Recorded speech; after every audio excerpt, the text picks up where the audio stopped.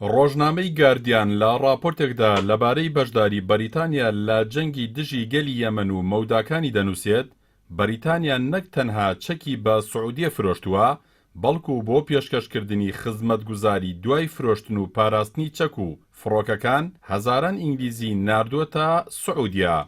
بەریتانیا تەنها بە چەک پشتیوانی لە سعودیە ناکات بەڵکو زیاتر لە 6300 شارەزا و پسپۆڕی بواری سەربازی بۆ پاراستن و درێژەدان بە جەنگ و پارێزگاری لە فڕۆکە هەمەجۆرەکان بنکەکانی سعودیا سەرگەرمی ئەنجامدانی کار و چالاکین.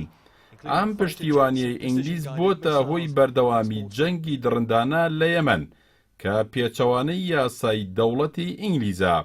زیاتر لە 4 ساڵە سعودیا هێرشە ئاسمانیە دڕندەکانی لە دژی یەمەن ئەنجام دەدات کە بۆتە هۆکاری کوشتن و بریندارکردنی سەدان هەزار کەس و ئاوارەی ملیۆنان کەس و خراپترین قەیرانی مرۆیی لە وڵاتەدا دروست کردووە. چەکە بەریتانیەکان گەورەترین ڕۆڵیان لەو نەهامەتیانەدا هەبووە.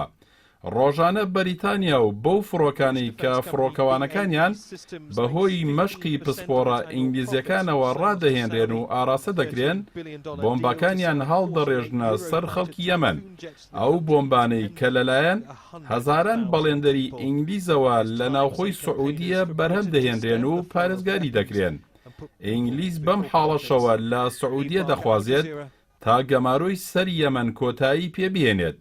سەرەڕای ڕۆڵی سیاسی مارتن گریفیس بەڕەگەز ئینگلیزی کە نوێنەری نەتەوە گرتوەکانە بۆ ئاشتی لە یەمەن کۆمەکی مرۆیانەش بۆ ئەو وڵاتە دەنێرێت. با پێی راپۆرتی نەتەوەیە گرتوەکان هاوپەیمانی ژێر فەرماندەیی سعودیا بە شێوەی بەربڵاو و خەڵکی سڤیل دەکاتە ئاماد. بۆمبەکانیان ئاراستەی ناخۆشخانە و قوتابخانە و مەراسیمی بە خاکسپاردن و تەنانەت کەمپی ئاوارەکانیش دەکەن. بەریتانیا ڕای دەگەێنێت کە سعودیا ئامانجی بۆمبارانەکانی دیاری دەکات، بەڵام هیچ گومانێک لەوەدا نییە کە بەڵێندەرە ئینگلیزیەکان یارمەتی ئەو وڵاتە دەدەن لە دیاریکردنی ئامانجەکانیدا و باش دەزانن ئەو ئامانجانە چین. جان دۆڕی ئەندامی پێشووی وەزارەتی بەرگری و ئەفسەری دیبلۆماتی بەرگری ئینگلیزی لە سعودیە و یەمەن لەم بارەیەوە دەڵێت سعودیەکان بەبێ بەریتانیا نەیان دەتوانی جەنگی یەمەن دەست پێ بکەن.